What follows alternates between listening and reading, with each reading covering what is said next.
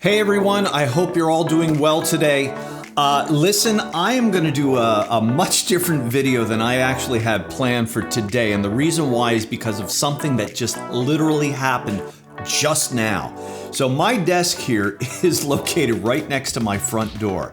And just about 5 minutes ago, maybe 10 minutes ago, I had a knock on the door, as would a lot of people who watch this, my videos. And who would it happen to be? But it was a Jehovah's Witness. Now listen, I have respect for all people, but the thing is, I know very clearly that Jehovah's Witnesses and Mormons and all of these, they are false doctrines. And I think as we come into the end days here, it's so critical that we are very clear on what our own doctrine is. So I just wanted to tell you the story about what just happened just a moment ago, because I think you all need to hear this. So what ended up happening was, as I open up this door, this woman, very kind, talking about how troubling the end days are. And of course I say, well, what do you know? I have a YouTube channel exactly on this. And so she goes, oh, so you're very, you know what's going on. Yeah, I said, yeah. I have no problem with that. She's like, well, yes, well, we're Jehovah's Witness. And I just clearly said to her, I said, well, the Bible clearly says you must be born again. So here it is. It says, Jesus said it in John chapter 3, verse 3.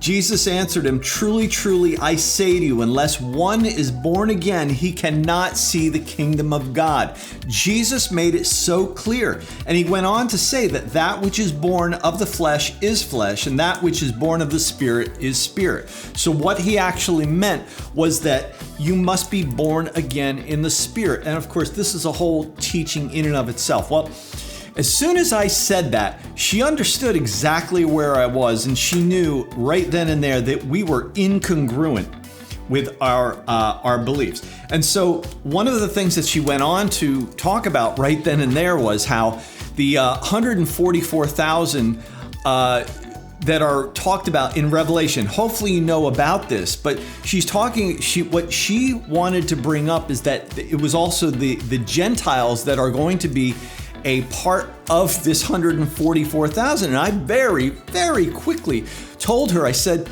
they're all Jewish. And she's like, oh, no, it's going to be a mix of Jews and Gentiles. And at that point, I just realized, you know what? Sometimes it's just better to shut your mouth, because you can't quite argue with these people. But the verse makes it very clear in Revelation 7, verse 4. And I heard the number of them which were sealed, and there were sealed 144,000 of all the tribes of the children of Israel. This has nothing to do with anything other than the tribes of Israel. So therefore they are Jewish. How many of you knew this? All right. So I wasn't going to argue this point with her. And so as we're kind of finishing this conversation, she says to me, well, you probably know a lot about our religion. I said, oh yeah, I do. Well, have you ever visited our website? And I just quickly said, and of course I said this because I'm in a Bible study right now, and this is what we're talking about. I said, well, the Bible warns about me visiting sites like yours, so I'm not going to go there. Now, I didn't want to basically call her out and be really rude about it. But the verse that I'm citing here again, because thankfully the Bible study I'm in, we're in this part of the word right now. 2 John chapter 1, because there is only one chapter, verse 10 and 11 says, if anyone comes to you and does not bring this teaching, meaning the teaching of Jesus and being born again, do not take them into your house or welcome them. Anyone who welcomes them shares in their wicked work. How many of you folks even knew this? This is why it's so dangerous that you don't even humor this sort of thinking. Don't even give the door a crack and allow this sort of thinking into your home, into your household, into your mind. Look, the point I'm trying to make today is that it is so critical that you know the Bible well enough to be able to just spit this stuff out on the fly.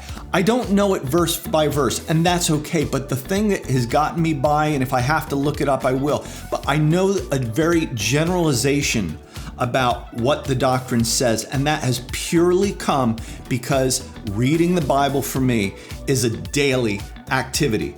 And this is why I would always encourage all of you to set aside, whether it be 5 minutes, whether it be 30 minutes, whether it be an hour, however long you can afford. Put yourself in a quiet place, study the Word, press into God. I keep reiterating this, and it's so critical.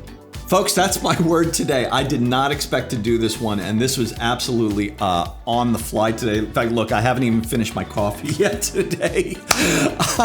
But I know this message is going to mean something to someone today, and I really hope it does. Folks, thank you again for giving me a voice here and tuning in. And look, I hope to see you guys next time.